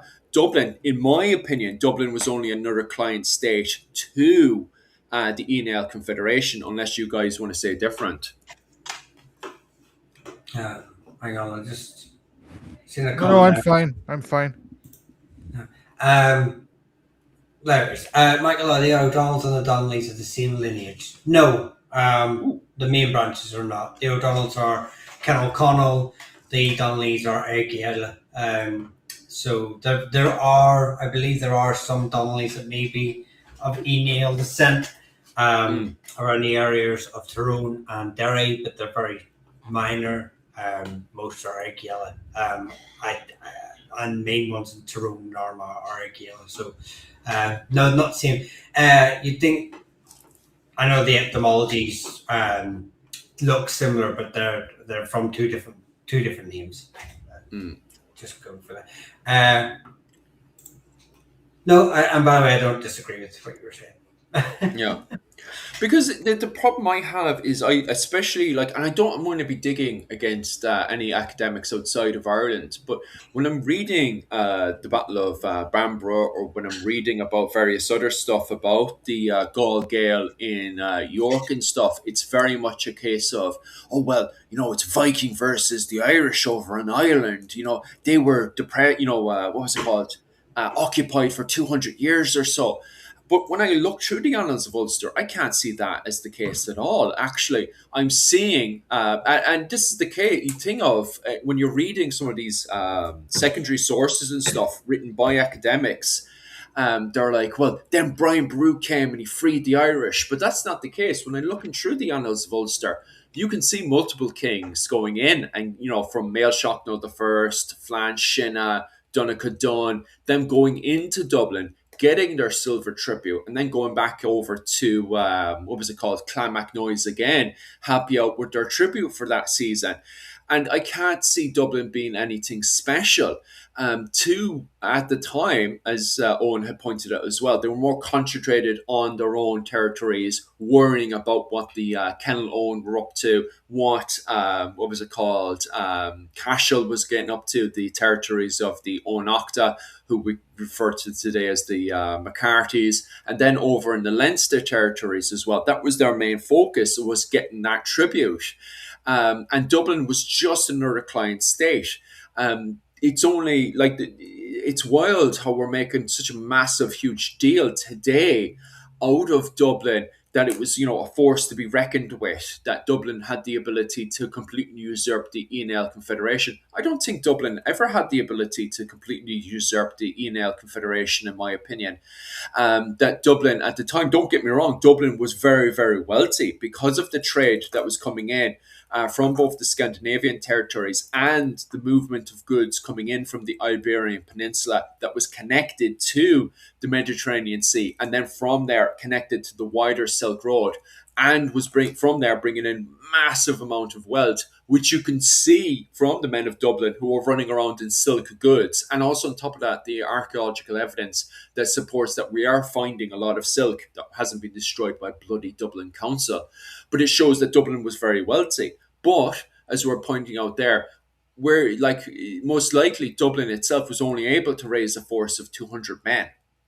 And could easily be completely smashed, in my opinion, by what was it called, the High Kings of the Enale Confederation. And that unless you're talking about the Battle of Oil Bridge, Battle of Oil Bridge is the only unique situation where the men of Dublin were able to beat the Enale Confederation and actually kill Niall Glundov. Niall Glundov is killed in the Battle of Oil Bridge fighting against the men of Dublin.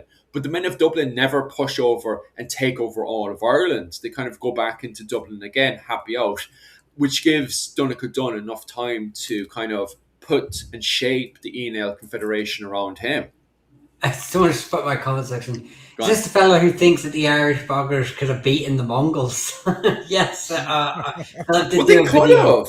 This is the thing, right? So the thing is if you don't believe the Irish can beat the Mongolians, then you don't understand how Mongolian warfare worked. Mongolian warfare was very, very successful from Hungary all the way over to Beijing because they were very successful at smashing in big open areas. They were able to kite people out into the open and then, with their force of 100,000 men, completely smash and ambush them, and then continue to roll through that over and over again. Now, the Mongolians were completely smashed in when they started to move into the western parts of, what was it called, Poland, then start moving into the Holy Roman Empire. The major thing they could not touch for the life of them was stone castles on uneven territory. The Mongolians looked at these strange constructions, castles, and were like, what the hell are these? The thing is by 1220, Ireland was full of stone castles. So I always find it funny when people are like, no, Mongolia has big sausage, so therefore Mongolia can beat Ireland. And it's like, well, you don't know how Mongolian warfare works, and you don't know how Ireland was functioning at the time. So, no, I still 100% agree. If there was a Mongolian invasion, it ended up exactly like the Japanese invasion, where they'd end up getting smashed against the shore. Because, like, Ireland's full of bad weather as well. So I just remember. I'm still waiting for a good counter argument. I've heard a lot of people, when I bring up the whole thing that the Irish can beat the Mongolians, it's like, no, Mongolia has big sausage. Oh, okay. It's still not a good argument, like. Just a Well, quick one. the Irish could beat the Mongolians by essentially staying in Ireland.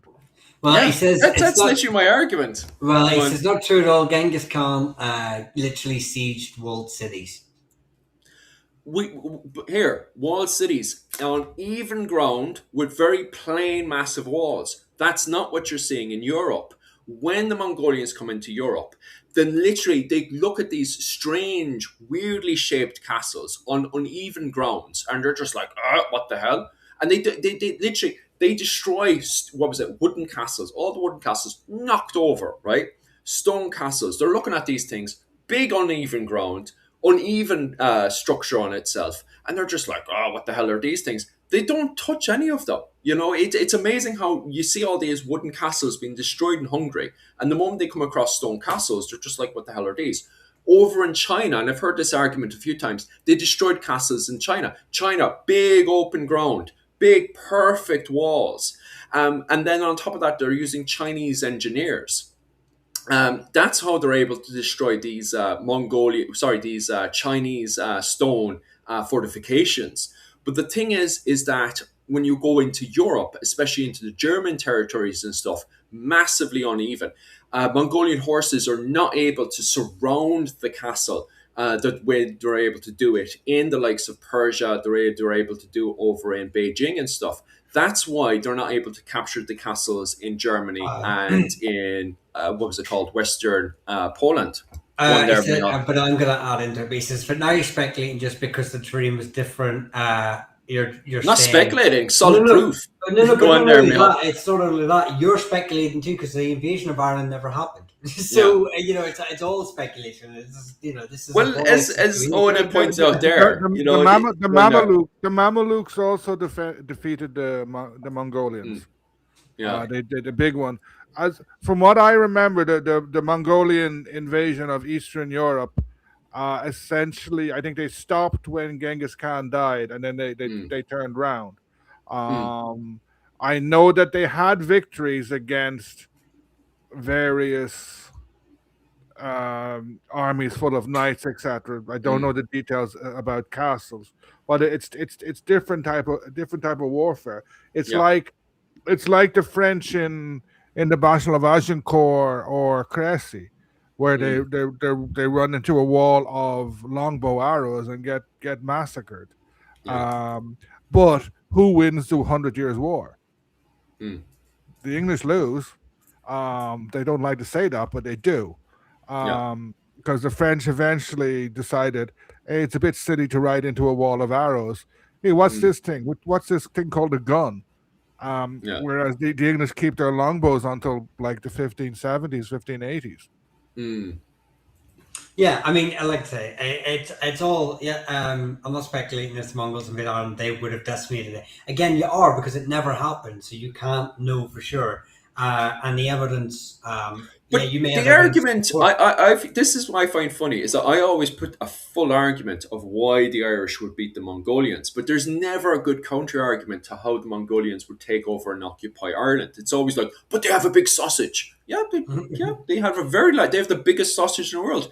Still doesn't mean they'll be able to take over. And the thing is, once they come up to stone castles, they just don't knock them over. What's Ireland full of? Stone castles. Explain to me how. Oh, well, they destroyed fortifications in China. That's China.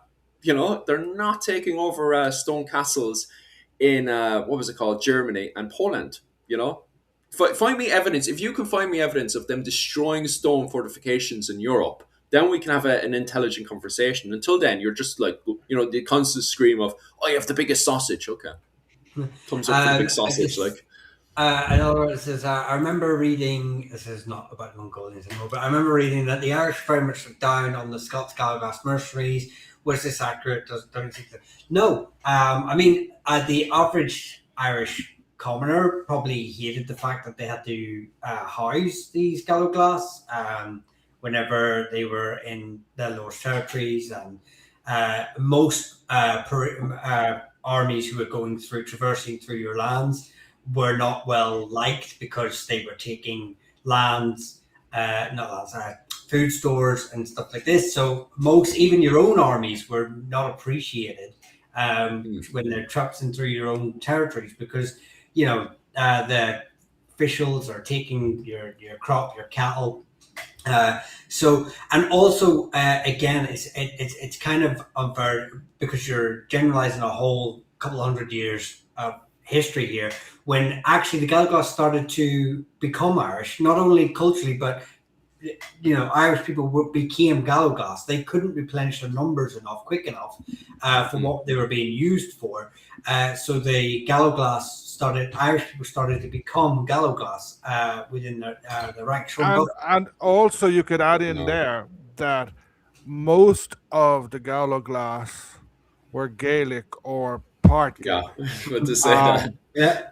and like in the Irish language at that stage, there's no word to distinguish a Scots Gael from an Irish Gael. That Yeah. comes later, and there's no word for Irish, including there's no word. There's no separate word for people who were born in the island of Ireland. That's only made in the 17th century. Hmm. So, and just to add on to what Miho said, the peasants would have hated any soldier that they had to give over their hard-earned money, not money, their hard-earned food stuff to, whether they were Joe Bloggs from down the road or English or Mm. Scandinavian or Scottish. Yeah, Yeah. I just want to. Oh, I love this one. This question. This is a brilliant one. So it's from the individual about. He's got dots for his name. So I'm sorry, I don't know what your name is.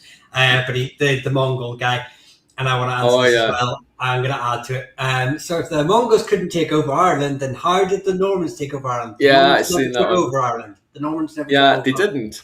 I literally said this, what was it, this week? They lost the Battle of Turles. And Owen, do you know what? I leave Owen rant about this because Owen has an entire video about how the Normans lost at the Battle of Turles. And No, then if Turles, they didn't win no, that one, the battle in Kerry, yeah, um, yeah, yeah. whose name I can't remember now. Battle of Callan. That's it. Yeah, yeah. Yeah. 1261, I think. But I mean, even it took all the way up until the English for Ireland to be completely conquered. So the Normans took large tracts of land, sure, But this is the thing, they right? If lost it he just as quick as they actually, gained it. yeah, but this is my argument, and this goes to show how he didn't do any form of research or study. Because where are the Normans struggling? Oh, the siege of Limerick. Do you know, that's exactly what I'm talking about. And what's even worse still is the Normans come in around 1169 to 1171. They're sieging Limerick at 1175. That's when they get up there. And then there's, and this is the thing, when the O'Briens and the siege of Limerick starts, it's a big wooden fortification. And the Normans, who actually, you see, the Mongolians don't specialize in Western style siege warfare. The Normans actually do. And the Normans find Limerick, even when it's a wooden castle, an absolute nightmare to get around. Eventually, the Normans do take over Limerick Castle, and then they turn it into a stone fortification. So when we're talking about this scenario of a Mongolian invasion of Ireland in 1250, this is where the nightmare really starts. Because if they did make it to Limerick Castle, you've got this big, massive, big open area that's covered in water, and then eventually you've got this big stone fortification. How are the Mongolians going to get over that stone fortification? No, I do this whole thing of the Mongolians being able to beat the Irish. Look at just type in Limerick Castle and have a good look at that for yourself, and then knock yourself out. When you don't have Limerick Castle, you also have Trim Castle as well. You've endless amount of stone fortifications. Explain to me how the Mongolians are ever, and the Mongolians do not specialize on taking over stone fortifications. Explain to me, not stone castle fortifications. Explain to me how the Mongolians are going to take over that. And his argument as well is, oh, but once again, as I literally said there, the Mongolians have large sausage. He continues, but the larger sausage. The Mongolians have larger sausage. Well, I just want anyone on other chats. He's not saying literally. He's saying they have 240,000, but he's saying Cromwell had 20,000. Again, you're conflating two different eras, two different styles of warfare, and the state of Ireland during those periods. So it's an unfair. You can't use them as that they are equivalent of the same thing. They're not. You have literally 20,000 professional soldiers entering Ireland at probably one of its worst times. We are literally dealing with so many other issues at the time. You're conflating modern warfare or early modern warfare with medieval warfare. They don't match at all. It's not a fair comparison to say that, well, this army only had 20,000 and did X, Y, and Z, so this army of 240,000 could do this as well. It's not a fair point. They did totally different. But it goes to show again, because if you actually look at Cromwell's invasion of Ireland, even with modern weapons, struggled against the siege of Limerick. They actually had to go into negotiations. So even with early modern weapons, the Limerick castle was an absolute nightmare. But you can clearly see, because he's not interacting or talking about Limerick Castle, has even looked up what Limerick Castle even looks like. Look at Limerick Castle and tell me how the Mongolians are going to capture Limerick Castle. Stop throwing these, but Mongolia, sausage large. Yeah, that's great, buddy. But going to explain to me how the Mongolians are going to take over Ireland. Cromwell struggled against Clonmel. Yeah. Which is not big at all. I think he's the only person in the world to struggle against Clonmel. We're all we're genuinely delusional. There you go. There you go. That's a fair argument. Really well thought out and great point. Well, I'm not saying he's conflating the numbers. I constantly confirm, yes, the Mongolians had a large sausage, but how were they going to take the stone castles? He still hasn't explained how would you take over stone castles. Do you understand how siege warfare works in the High Middle Ages? And on top of that as well, how are they going to then take the castle? Like your argument, they took fortifications in China with Chinese engineers that had switched over. The Song dynasty had supported the Mongolian invasion of China. So what you had going into the Chinese invasion is the Jin dynasty and the Song dynasty. The Song dynasty supported Mongolians and actually gave them engineers to go and fight the Jun dynasty. Now, if your argument was when the Mongolians arrive, they would have Norman engineers to help them siege Limerick, then I would say, oh, actually, yeah, 100% the Mongolians would beat the Irish. But that's not your argument. You're not turning around and saying how they're going to take Limerick Castle. How are they going to take Limerick Castle? If you have a good argument on how they would take Limerick Castle, then I would believe you. Go on there, Michal. No, just so Dennis was saying, when you doing the theory that Cromwell wasn't that bad, I'm not. There's Michal saying, again. Last week he said the what was it? The potato famine never happened as well. I'm never doing a video on that he wasn't that bad. What I'm saying is that that some of his contemporaries were far worse and deserve more of our. No, I remember your word for word last week. You said 3 million did not pass away during the potato famine. You had one guy who just didn't like his potatoes and would eat it. That was you word for word last week. Admit that, Michal. Yeah, that's it. I'm waiting for all the hate mail to come my way now. So hang on. You don't need an engineer to siege. Oh my god. Okay, right. Out you go. You don't need an engineer to siege a castle. You don't know how warfare works, lad. Right? Jesus Christ. What do you think engineers do in the military? Like, honestly, that was by far the silliest comment I've heard all day. So let me make it clear. Your argument here is that Mongolia could take over the world because they have a large sausage and they don't need engineers. Okay, right. So now you don't know how the siege warfare worked in China either, right? Roger that. Go on there, Michal. No, just anyway. Until come with us with sources. We'll just leave it at that. Come with us with, give us some sources that prove your point. Apart from large militaries, again, like we're the problem. We won't even go into the problem of bringing your large military from China to medieval Ireland. We'll leave it there. With the that's a good point. Go on there. I always find it strange how early Irish losses to the Normans are used to argue that the Irish were militarily and technologically backwards. The thing is that just not when the Normans come into Europe, and we're not just talking about Ireland, we're talking about southern Italy, we're talking about France, Normandy, we're talking the Middle East. They are a force to be reckoned with. Everyone finds them difficult to deal with. Their cavalry tactics are basically new age technology at the time. The fact that they can regroup, attack a line, and regroup again. Medieval cavalry was highly disorganized. Once it had done its initial charge, it was very hard for you to regroup again and do it again and again and again. And the Normans were able to do that. Not only that, their weaponry, their armor were far superior in. Not far superior, that they were very similar, but Philip would definitely expand on that more because he's more aware of their armor. But their tactics, they were. Ireland didn't just find them difficult; everyone found them difficult. Yeah, and it's just, that bloody. They were backwards because of that. But one difference to think about is the Norman conquest of England, which is essentially the Battle of Hastings, which the Normans barely win. The Saxons beat the crap out of them, and you could argue that the Saxons could have won in the day, or if Harold had been a bit slower and gone down with more men, he would have won. But they lose that battle, and they essentially lose the kingdom. The Normans come into Ireland, they win battles, but they don't conquer the kingdom. It's they don't conquer the island. Yes, the Normans in England, it takes several years, a decade probably, to finally conquer everything.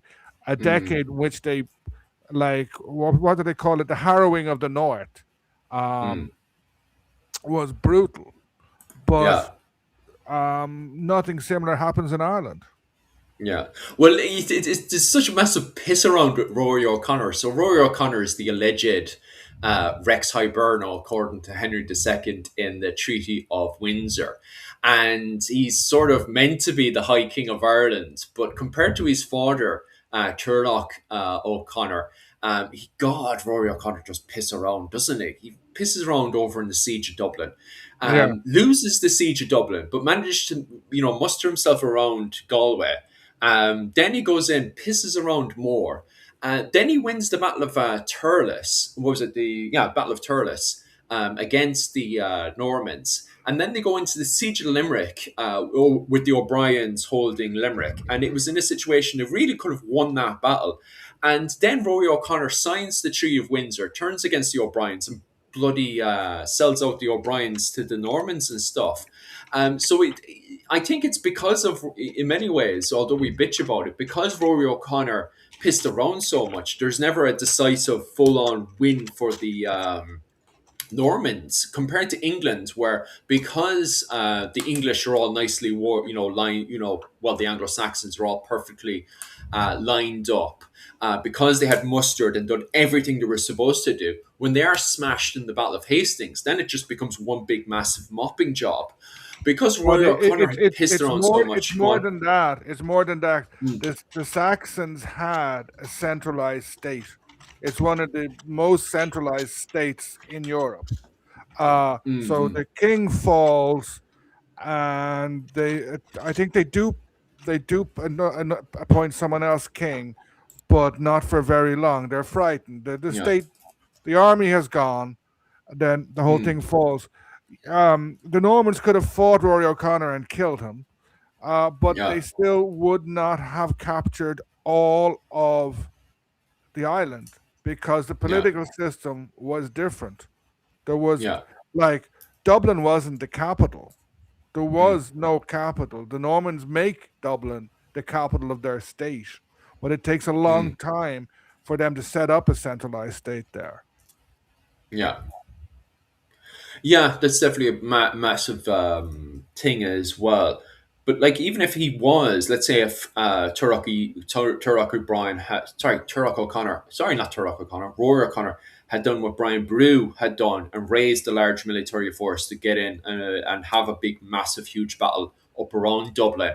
What was it called? And there they could have done some kind of mopping job afterwards. Yeah, as you said there, it wasn't centralized. So you still would have had to take on the likes of the O'Loughlin's and stuff afterwards, which in itself was a big, massive grind anyway.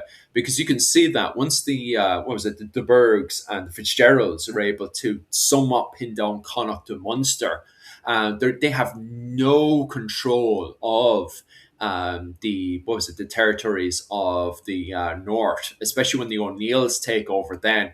With the likes of Aid, the Fat O'Neill, and then later on Brian O'Neill. Brian O'Neill even crowned himself Re-Éireann, King of Ireland at the time as well, which goes to show that the Irish are able to, because they have the Toot system in place, they're able to quickly jump back on their feet again and then raise these forces to go out and harass the Normans still further.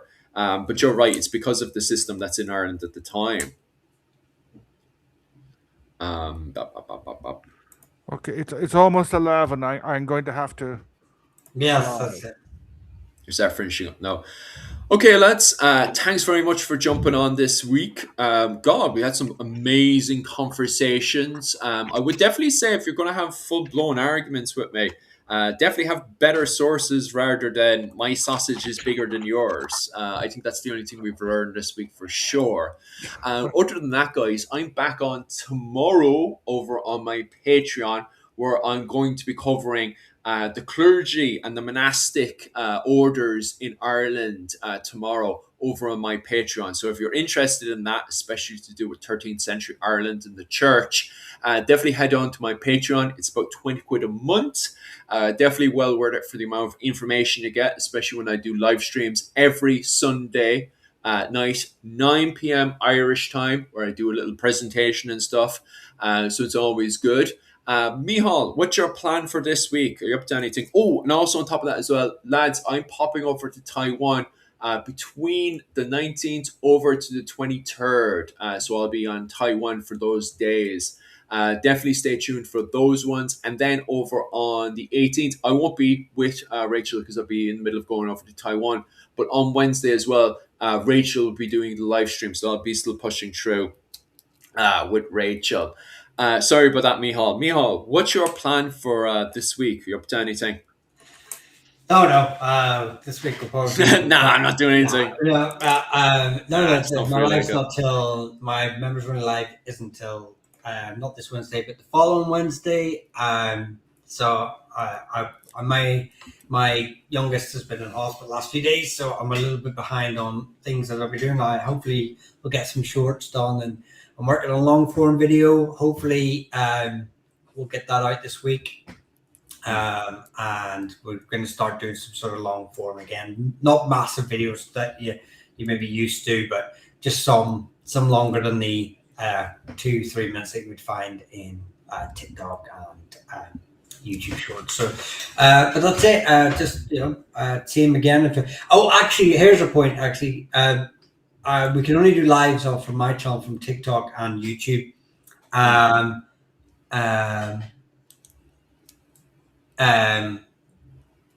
We start liking